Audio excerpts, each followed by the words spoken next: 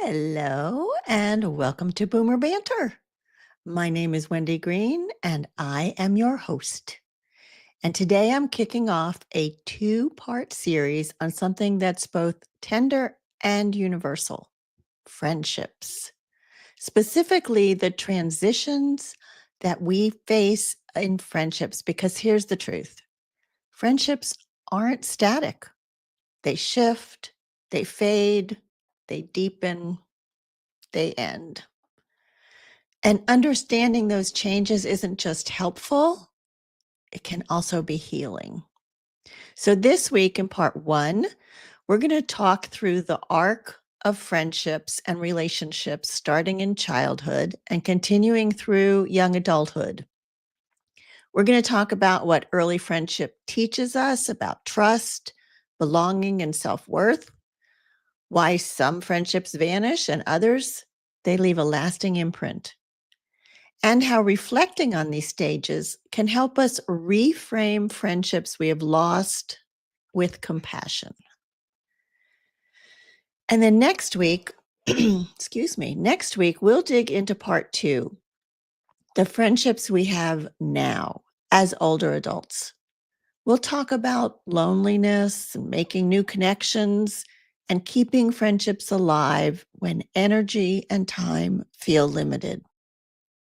But let's start with why I decided to do this series. About 3 years ago, I lost my best friend of 30 years, not through death, but because we had changed.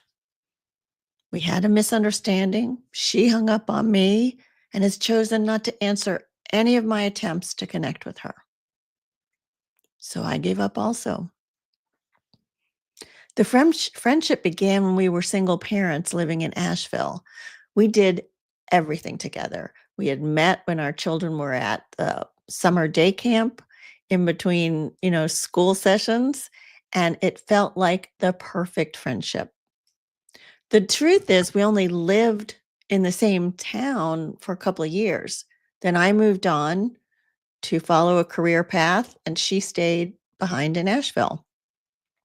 But we talked regularly on the phone at first, every couple of months, then about every 6 months, maybe every 8 months, but still, it still felt like we could pick up where we left off.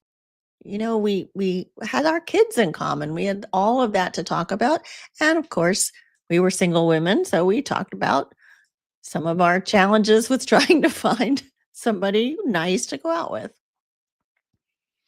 I guess it was easy to think of her as a best friend for 30 years when all we really had was phone conversations.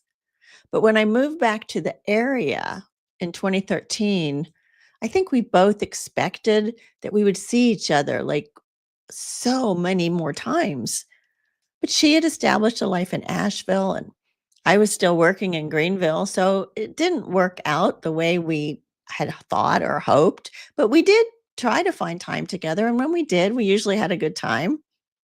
But it was obvious, I think, to both of us that our lives had moved in different directions. I still think about her and I miss the friendship we had. And I realized that the friendship really served a need when we were single moms, but that was the common bond.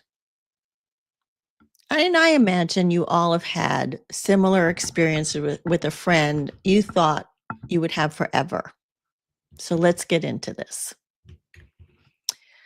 Let me take you back for a minute. Can you remember your best friend, your first best friend? What did you guys do together? Who were they? What did you learn from them? The best friend I remember is Mona. She was a couple of years older than me. I was 6, she was 8. We would walk to school together.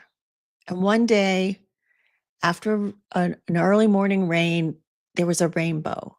And Mona and I decided to follow the rainbow to find that pot of gold at the end.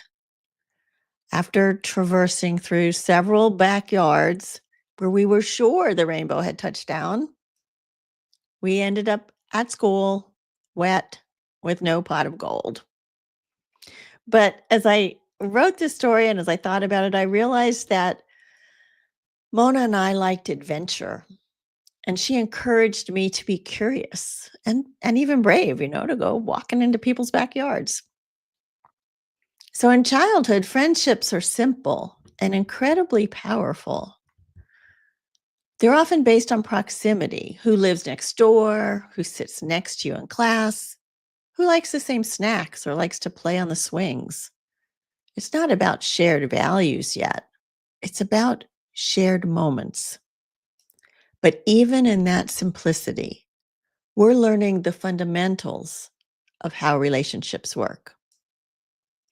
You remember Deborah Tannen, Dr. Deborah Tannen? She's a linguist, a researcher. She studied communication across friendships and age groups.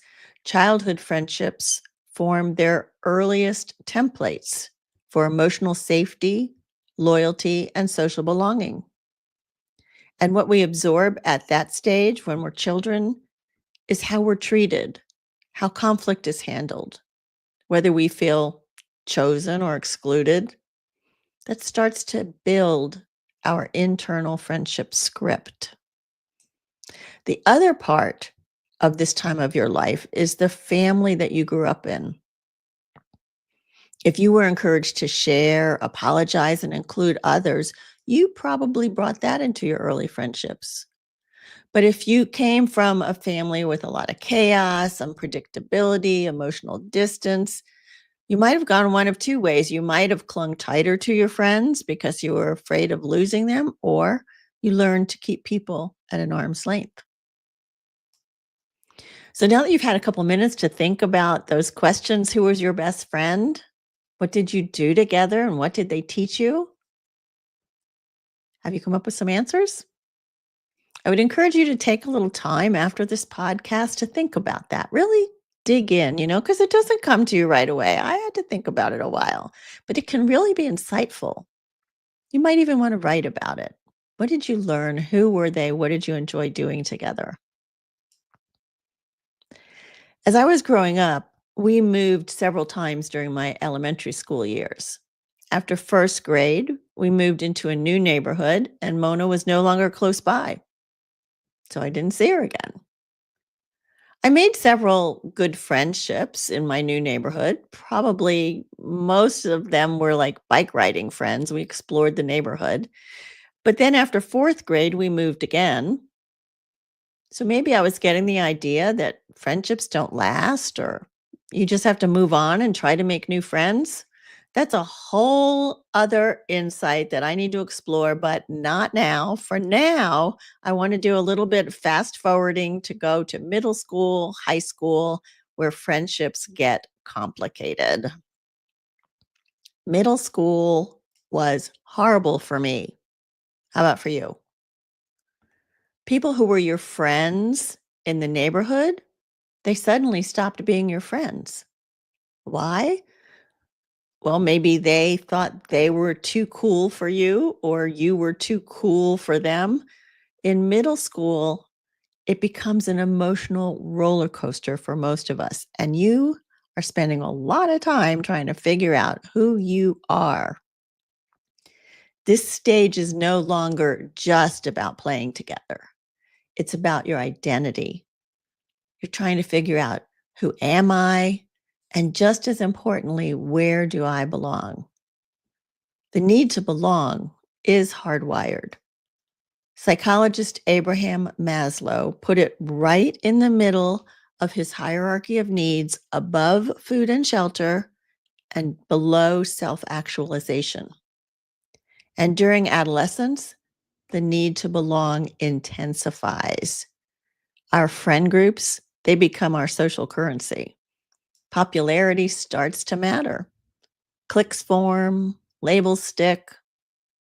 I certainly experienced this, and I suspect you did as well. But sometimes your friendships start to revolve around who you think you're supposed to be, not who you truly are. Can you relate to that?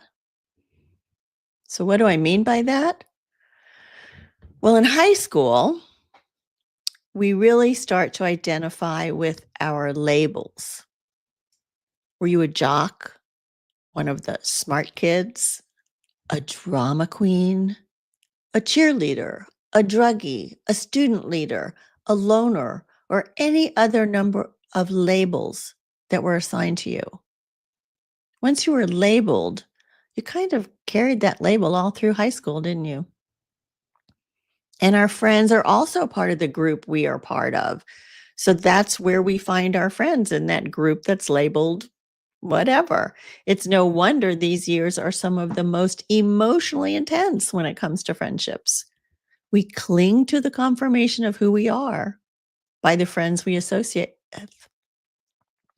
One day, your best friend is no longer speaking to you, right?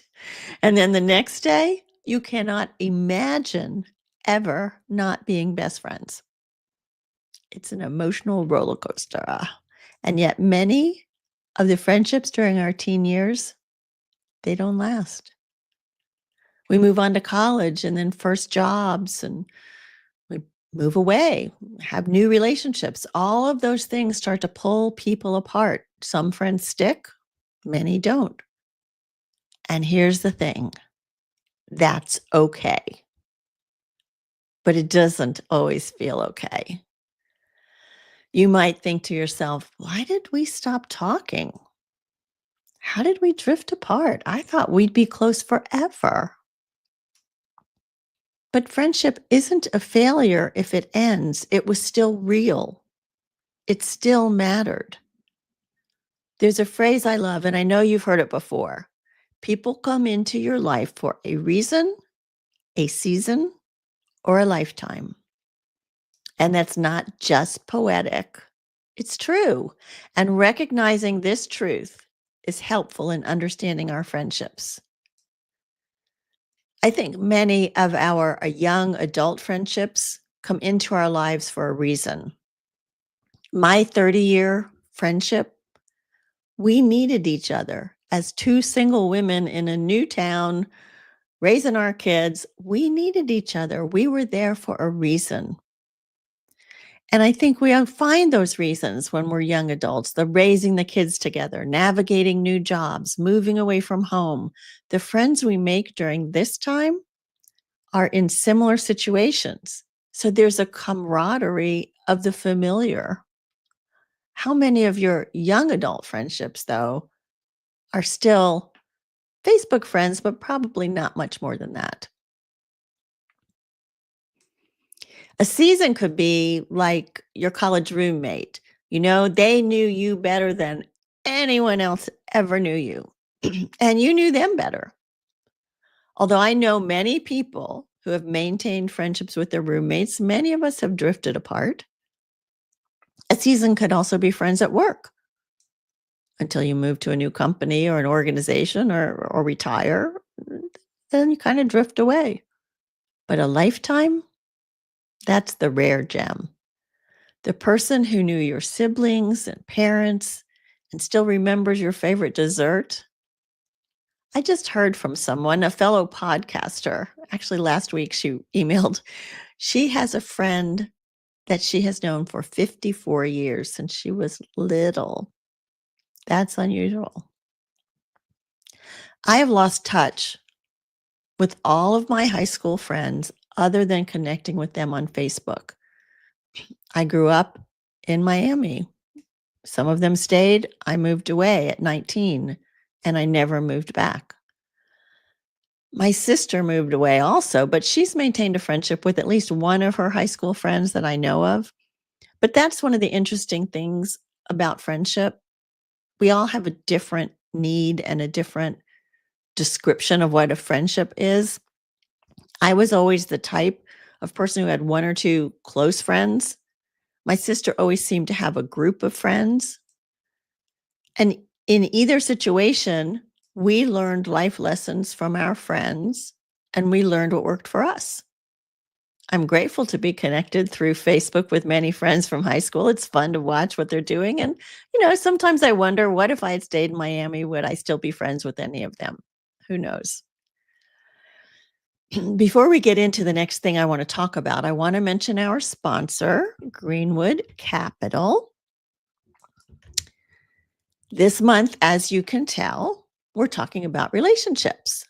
And having a relationship with your trusted financial advisor will give you a comfort level that they understand your needs and your goals and will keep you on a path to achieving them. I am so grateful and fortunate to have such a relationship with my advisor at Greenwood Capital. As an independent registered advisory firm, Greenwood Capital is a fiduciary. They must place your interests above their own. And I want to share that as a sponsor, Greenwood Capital has compensated my business for this testimonial.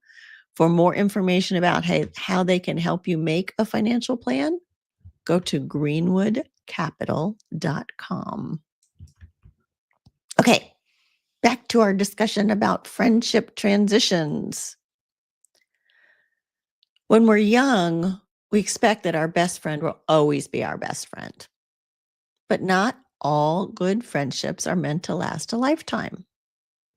And letting go of that expectation, it's one of the most freeing things you can do. Not always easy, because for a long time we were told the opposite. We grew up on stories of best friends forever. And if a friendship did fade, we assumed that maybe we failed or they did, or probably both of us. But here's what I want you to hear. The end of a friendship doesn't erase its value. Let me say that again. The end of a friendship does not erase its value. A seasonal or short-lived friendship can still shape you, support you, even save you without being permanent. When we release the pressure that all friendships must go the distance, we open ourselves up to seeing them for what they really are, moments of connection that fit who we were and where we were at the time that we came together. And this is where the deeper reflection begins. Because when we look back at our friendship history, not from a place of regret or loss, but from a place of curiosity, we gain something powerful. We gain clarity. We begin to see patterns. We recognize the friends who helped us grow, the ones who met us in a moment of need, the times that we clung too tightly, or maybe we let go too soon. That clarity helps us understand why a friendship felt important and why it may have ended. And maybe you've carried guilt about a friendship that faded. I know I have carried some guilt over letting go of my 30-year friendship. Maybe you still wonder what happened. But when you understand that some friendships are built for reasons or seasons, not lifetimes, you can stop blaming yourself or them. You can start to see the ending not as a failure, but as a natural part of the relationship's arc. It's like reading a great book that changed you, right? You read the book, you put it back on the shelf, and you don't love the book any less because you finished it. You appreciate it for what it was. And that's the way you can reframe and start to feel about some of these friendships that were so beneficial to you at one time, and then you moved on. The final piece is gratitude, and this piece can be surprising. When you reflect from a place of gratitude, you might find yourself saying, wow, I forgot how much I laughed with that friend. Or, oh, she really helped me through a very tough year. And you might even think, well, we're not in touch all the time, or maybe not at all, but I am so glad that we had the time that we did have. It really helped me. And you probably really helped her or him too. So that shift from grief or confusion to gratitude, incredibly powerful. It means you're no longer measuring the worth of a relationship by its length. You're honoring it for its impact. We all think our transitions from elementary school friends to middle and high school friends, college friends, young adult friends are unique. And for us, they are. But the truth is, transitions are messy. And they are times when we learn about ourselves. As I was putting together this episode, I was reliving some of those early experiences of the laughs and fun times, along with the awkward times of feeling like I did not fit in. Middle school again. All of these times have been part of the seasoning, though, that make us who we are. And we're not done.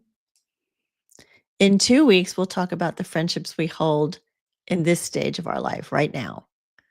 We will talk about the loneliness epidemic among older adults and why making new friends feels harder in our 60s, 70s, and beyond. And we'll talk about how to build meaningful connection, even if you're short on energy, mobility, or time. Because the story of friendship doesn't end just because you're getting older. There are new chapters to write and new people waiting to meet the real whole you. You have something to offer them too. So next week, we'll be talking with Rabbi Richard Address about aging and acceptance, or of ourselves and others. Again, a relationship with ourselves and our aging selves. Rabbi Address has a podcast called Seekers of Meaning. And on his show, he hosts religious leaders along with authors, coaches, and aging experts to reflect on the ways we age. I know you'll enjoy meeting him and hearing his perspectives. Thanks for being here today. If this episode resonated with you, send it to a friend or reach out and tell me what friendship transitions have meant in your life. I would love to hear from you.